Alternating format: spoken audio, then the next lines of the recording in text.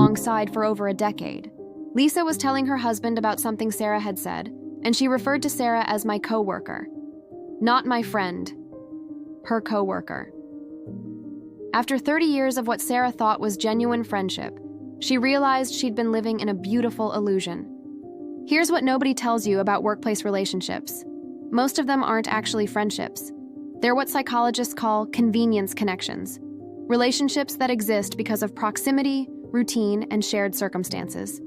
Think about it. You saw these people every single day.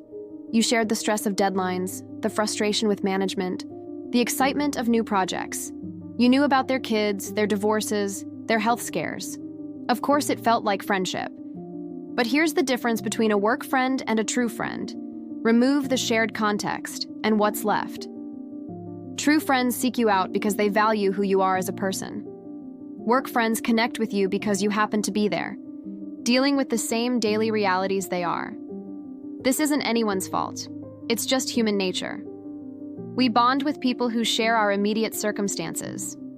But when those circumstances change, when retirement removes the office, the meetings, the shared projects, many of these relationships simply dissolve.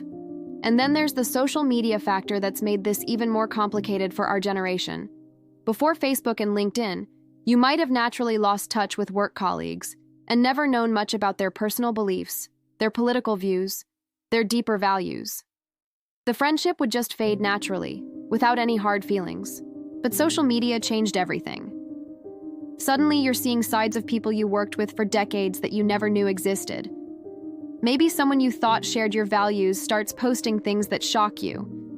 Maybe you discover that beneath the friendly office demeanor was someone whose core beliefs are completely different from yours. Sarah told me she had to unfriend several former colleagues because their posts made her realize they didn't share the same heart. She saw prejudice where she'd expected compassion, callousness where she'd hoped for kindness. It wasn't political, it was fundamental human values. Social media has this cruel way of revealing that many of our workplace relationships were built on shared circumstances, not shared character. But here's the liberating truth.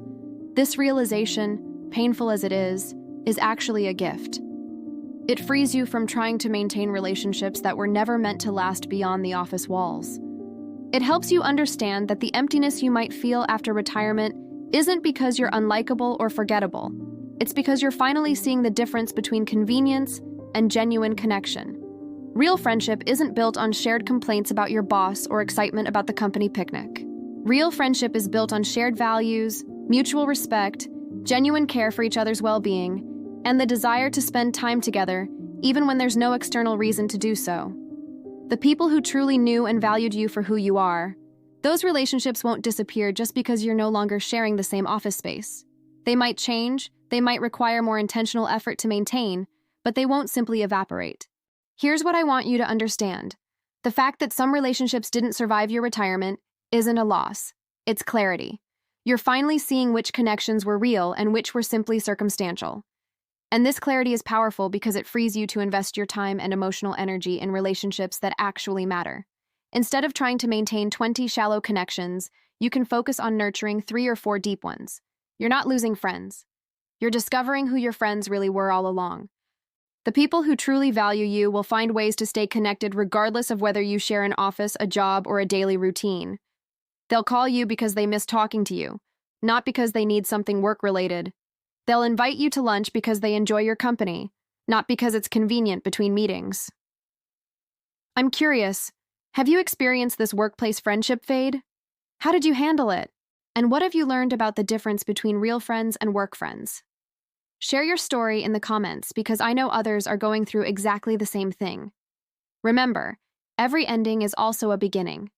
The end of workplace friendships can be the beginning of deeper, more authentic connections. You just have to be brave enough to look for them. If this resonated with you, I'd love it if you'd subscribe and hit the notification bell. I create videos about navigating this rich and complex chapter of life, and I'd love to have you as part of our community. Thanks for spending this time with me today. I'll see you in the next video. But wait, I don't want to leave you hanging with just the understanding. Let me share some real, practical strategies for building meaningful connections at this stage of life. Because knowing what doesn't work is only half the battle. The biggest mistake I see people make is trying to socialize in the wrong environments. They go to generic social events, neighborhood parties, retirement community mixers, senior centers, and wonder why they're not connecting with anyone meaningful. Here's the secret. Stop going to places designed for socializing. Start going to places designed for doing. Think about it this way. When you were working, your strongest connections probably happened naturally while you were focused on shared projects, right? The same principle applies now, but you get to choose the project. Activity-based connection spots, learning environments, community college classes, library book clubs, museum lecture series, cooking workshops, art classes, cause-based groups, volunteer organizations, environmental groups, local political campaigns, charity fundraisers, skill-sharing communities, makerspaces, gardening clubs, photography groups, writing circles, genealogy societies, physical activity groups, walking clubs, Tai Chi classes, swimming groups, golf lessons, dance classes. The magic happens when everyone's focused on something bigger than just making friends. The friendship becomes a beautiful byproduct of shared purpose. Now I know what you're thinking. But what do I actually say to these people? Here's the beautiful thing about activity-based socializing. The activity itself provides your conversation starters. You're never stuck making small talk about the weather because you have immediate, genuine topics to discuss. In a photography group, I love how you captured that light. What settings did you use? At a volunteer event, how long have you been involved with this organization? What drew you to this cause? In a cooking class, that smells amazing. Have you made this recipe before? At a book club, what did you think about that plot twist? I had a completely different reaction. See the difference? These aren't forced conversations. They're natural extensions of shared interest and experience. Let's be honest about something else. Putting yourself out there at this age can feel terrifying. You might be thinking, what if they don't like me? What if I say something stupid? What if I'm too old to be making new friends? First, remember that everyone in these groups is there for the same reason you are. They want connection too. They're probably just as nervous as you are. Second, use what I call the soft approach. Instead of jumping into deep personal conversations right away, start with activity-focused interactions. Offer help with a project. Ask for advice about technique. Share a relevant experience. Let the personal connection develop naturally over time. Third, expect some conversations to fizzle out, and that's okay. Not every interaction needs to become a friendship. You're looking for the few people who genuinely resonate with you, not trying to be friends with everyone. And here's something liberating. If someone doesn't respond positively to your friendly overtures, it's valuable information. It tells you they're probably not your people anyway. Their loss, honestly. This is where many people drop the ball. You have a great conversation with someone at your pottery class. You both say, "We should get coffee sometime." And then, nothing happens. Why? Because nobody followed up. Here's your simple follow-up formula. Within 24 hours, send a brief, specific message. Hi, Sarah. It was so nice talking with you about your trip to Ireland yesterday. I'd love to hear more about those gardens you mentioned. Would you like to grab coffee this week? Be specific about timing. Don't say sometime. Say, would Tuesday or Thursday afternoon work for you? Have a backup activity. If coffee feels too formal, suggest something related to your shared interest. Would you like to visit that new gallery exhibit we talked about? Don't overthink it. If they don't respond or decline, that's fine. Move on to the next potential connection without taking it personally. Real friendship at this age isn't about intensity. It's about consistency. You're not looking for the daily text exchanges you might have had with your work friends. You're looking for people you genuinely enjoy spending time with on a regular but realistic basis.